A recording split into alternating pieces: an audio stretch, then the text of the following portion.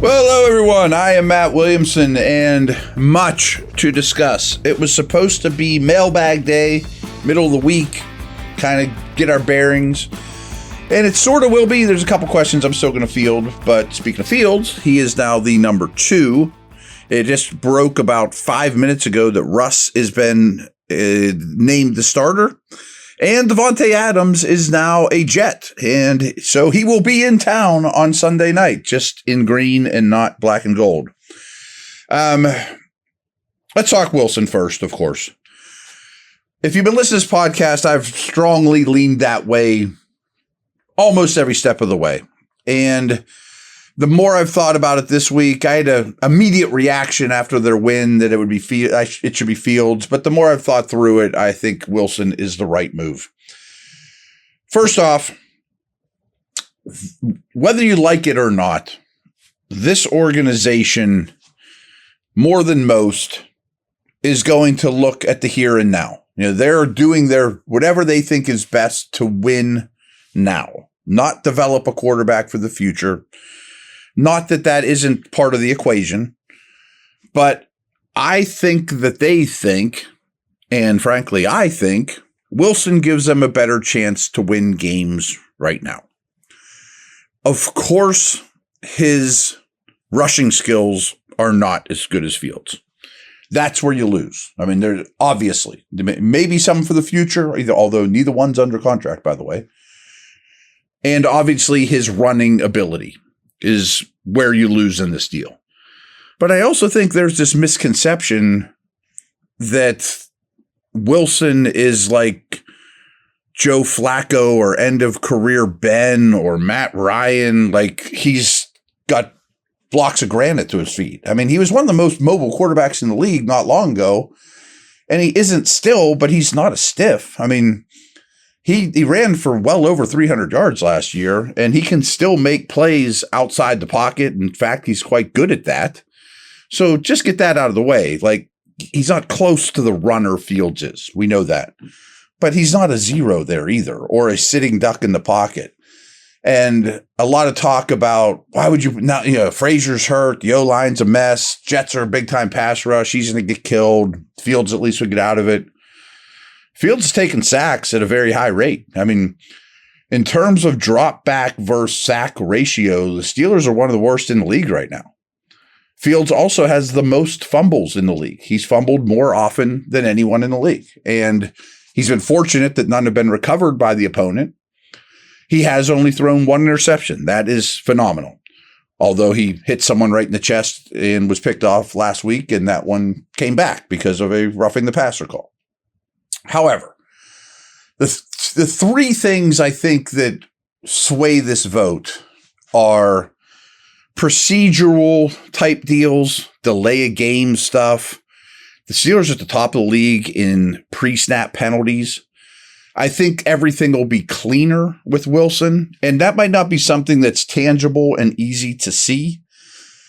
But I do think the offense will be smoother from a center quarterback snap. I mean, everything about it, crispness. Trust me when I say in training camp, it was a night and day difference from that perspective. It's a hard thing to pin down and put numbers on, obviously. Another thing that I think is really important here is 2 things Wilson does extremely well, and he has his faults too, don't get me wrong. He has not been great the last 2 years. But 2 things he has continued to do extremely well over his career, including his time in Denver, is a deep ball passer and a red zone passer. So, first of all, I know a lot of this is from early in his career, but career touchdown to interception ratio, the best 2 of all time are Aaron Rodgers, who's coming to town, and Pat Mahomes, maybe the best 2 quarterbacks I've ever seen, and Russ is 3rd. So he throws touchdowns, he doesn't throw picks. This team still does not throw touchdowns, and I think you will see a lot more passes attempted into the end zone. I think the passing touchdown numbers will spike. Obviously, someone's going to be catching them too, Pickens, Freiermuth, whomever. And then the other thing I wanted to get to is the deep ball stuff. I mean, it is clear when you watch tape that every defense is triggering run big time and stacking boxes like crazy. Who wouldn't against this team, especially against big personnel? But you have to hit the deep balls then. Fields hasn't. I think it was 2 games ago, he was 0 for 6 on the deep ball. Wilson's always been a deep ball passer. He's always been a red zone passer. Now, he doesn't throw the middle of the field very well or willingly all that much. That's not great. Part of that, I think, is because of his size. He doesn't see it as much.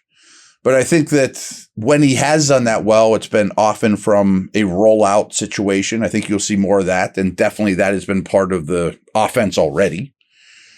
And I also think you'll see a Fields package. I bet Fields gets his jersey dirty Sunday night in some way, shape, or form, not as a kick returner. I also think there is a dynamic in the locker room that Cam Hayward, TJ Watt lobbied and helped to recruit Wilson. And I think you want to at least see it. And I don't think there's been any malcontent from Wilson. But how much longer is he going to sit there and watch a middling offense when he was kind of told he was going to be the starter? And I also think he's the big brother in the relationship, that Fields looks up to him and understands from day one that this is probably Wilson's job. And I also think that Tomlin's really good at handling these things, just from a locker room perspective. And, hey, Justin, we still love you. You might be our starter next year. Trust me, you're probably going to get another opportunity at some point, one way, shape, or form. So it's the move I would have made. It might blow up. I don't know. I don't have a crystal ball sitting here in front of me. I just have a microphone. But I do think it's the move I would make. I think it's the move they wanted to make all along. And I think it makes them a better football team now. This episode is brought to you by Bet Online, the world's most trusted betting platform and your number one source for everything football. From the NFL to college, Bet Online is every stat, every matchup, and even live odds and spreads while the games are being played. When the game's over, head over to the online casino and get in on a game of blackjack or poker, or unwind with one of over 150 slot games. Head to the website today and use the promo code BELIEVE, all caps, BLEAV, and get in on the action. Bet Online, the game starts here.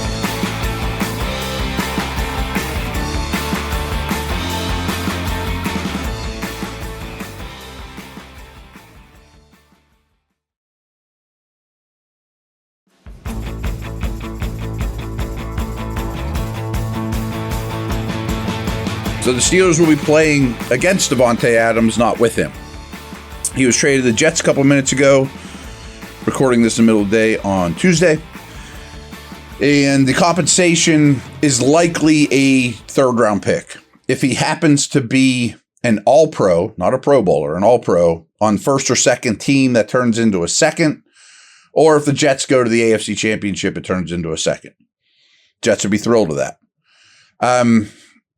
That being said, as of right now, they're basically only renting him for the rest of the year because he's a $35 million cap hit, and seeing their situation with Reddick, who knows if they will get an extension done or what the contract situation is. But if I were to do this deal, I would have an extension with Adams already in place. Maybe the Jets do and just hasn't become public yet.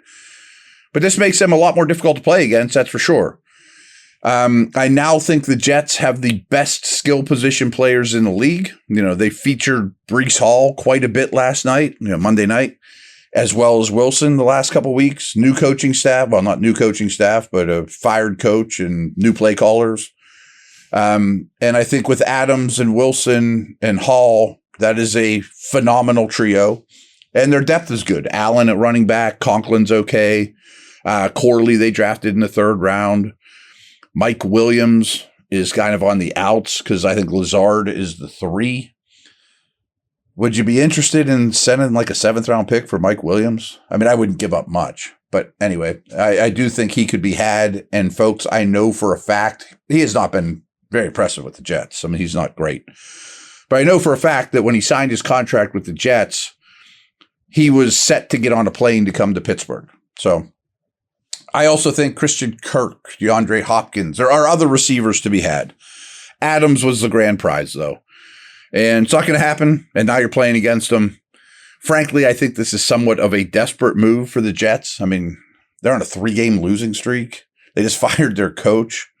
They haven't been to the playoffs in 13 years, which is by far the longest streak in the league.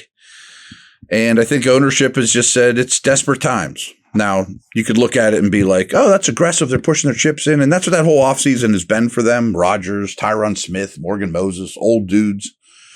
But, man, this could really blow up for them, too. Not that I'm going to say, and again, we're talking Steelers here more than Jets, but they coincidentally do play the Jets this week. And that's my take on the deal. 2 questions to wrap this thing up. And I'm sure we'll have a lot of them were, frankly, a high percentage of your guys' questions were, would you start Fields or Wilson? So a little bit moot now. But our boy Michael Odesso says, Steelers have to try to re-sign Davante Jackson this offseason, right? He's easily the best number 2 corner they've had in years. Couldn't agree more. I don't have much to add to that, but he has been an excellent addition. He's a very good number 2. He already has 3 interceptions, which is near the league lead. He can play man. He can play zone. He's still in his prime. He adds team speed to the equation. I probably would still draft something at that position, but we'll get the team needs closer to the draft, obviously. But yeah, I would be highly interested in retaining him. 2-year deal, something like that, possibly. Yeah, I think that makes all the sense in the world. It's a great observation. And then Steve asks, Broderick Jones looks lost on a few occasions. Is he just miscast on the right side, or is he struggling with basic fundamentals at the pro level? And then a lot of people also asked, should the Steelers keep Dan Moore, which goes hand in hand as well. I can't blame it entirely on he's a left tackle playing right, but there's no way that flopping him and messing with him didn't hurt his, progress, maturity a little bit. But he played pretty much entirely right side last year and was better than he's been this year. I think it's more the latter. I think he's struggling with basic fundamentals at the pro level. His feet get goofy. He doesn't marry them with his hands particularly well. We knew he was a raw player coming out of Georgia, but after last year, I thought he was further along than he is. And as you said, he looks lost on a few occasions. There's 2 to 4 or 5 plays a game where it sure looks like it's a mental bust that he's blocking the wrong guy or let someone cross his face or run right past him that was probably his guy. Believe it or not, the Steelers do not send their playbook and play calls to me, so it's not always obvious who's to blame. But he looks like the culprit a lot. And I don't know if that's an O-line coach thing. Is it a lack of details and prep by Jones? But it's not acceptable, and they're kind of stuck with him at the moment because there's so many O-line injuries, and he has been problematic. Now, you got to get him better, of course. He's got to get better. But I also think sort of like the Davante Jackson conversation, it's a little different, but I would definitely explore keeping Dan Moore. Let the other 2 battle it out at right tackle, play a lot of 6 O-line, maybe bump one of them into guard, although it looks like your guards are set. But I know this front office, and I subscribe to this too, always wants one more offensive lineman. And thank heavens they've thought of that to this point, or they would be playing with extreme backups across the board. And it's almost getting to that point, depending on the Frazier news. So, yeah, I don't think Dan Moore's crazy expensive. I think he's an average starting left tackle at this point and has gotten better. And there's value in that. But if you were to re-sign him, he'd be your left tackle. You're not bringing him in. It doesn't mean he can't lose his job, but and he wouldn't be super cheap because there's probably 10 teams that would be interested in signing him at a decent price, at market price on the free agent market. So I like the idea of running both those guys back. Corners and tackles just don't grow on trees, and they wouldn't be crazy expensive, and you have cap space. And that's my thoughts on Fields versus Wilson, as well as Davante Adams, who, without question, the Steelers could have used. There's no doubt about that. All right, everyone, lots happening. Take care. Over and out.